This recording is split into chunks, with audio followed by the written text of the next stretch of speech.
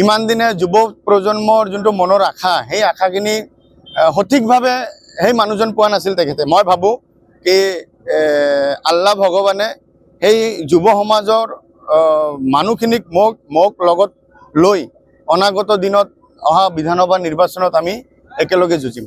আমাৰ নেতা অখিল গগৈ ডাঙৰীয়াৰ প্ৰতি আমাৰ সমাজৰ যথেষ্ট অৱদান আছে তেখেতৰ, আৰু আমাৰ মানুহবোৰে, স্পেচিয়েলি মই আমাৰ মানুহবোৰ কৈছোঁ, আমাৰ মানুহবোৰেও অখিল গগৈ ডাঙৰীয়াৰ প্ৰতি যথেষ্ট ভালপোৱা আছে। তো তেওঁৰ প্ৰতি যোনটো ভালপোৱা, সেই ভালপোৱাৰ ওপৰত বিশ্বাস আস্থা ৰাখি আমাৰ মানুহে ৰাইজৰ দলক ভোট দিব।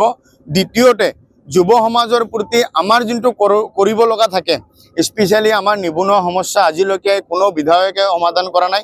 মই যিহেতু ব্যৱসায় বাণিজ্যৰ লগত জড়িত, মোৰ সদায় এটা দৃষ্টি থাকিব আমাৰ যুৱসকলৰ মাজত, কাৰণ আমাৰ সমাজত শিক্ষিত মানুহ আছে কিন্তু শিক্ষিত নিবনুৱাৰ সংখ্যাটো বেছি।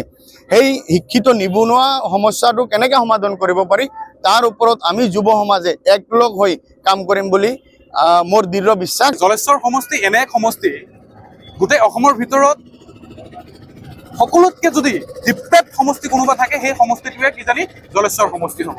মই বিভিন্ন সময়ত আপোনাৰ টিভি টকছত মই এই কথাখিনি কওঁ যে মুখ্যমন্ত্ৰী ডক্টৰ হিমন্ত বিশ্ব শৰ্মাই বা এই চৰকাৰখনে সমষ্টিৰ প্ৰতি কোনো ধৰণৰ দায়িত্ব বা তেনেধৰণৰ কোনো ধৰণৰ গুৰুত্ব তেখেতসকলে লোৱা আমি পৰিলক্ষিত হোৱা নাই।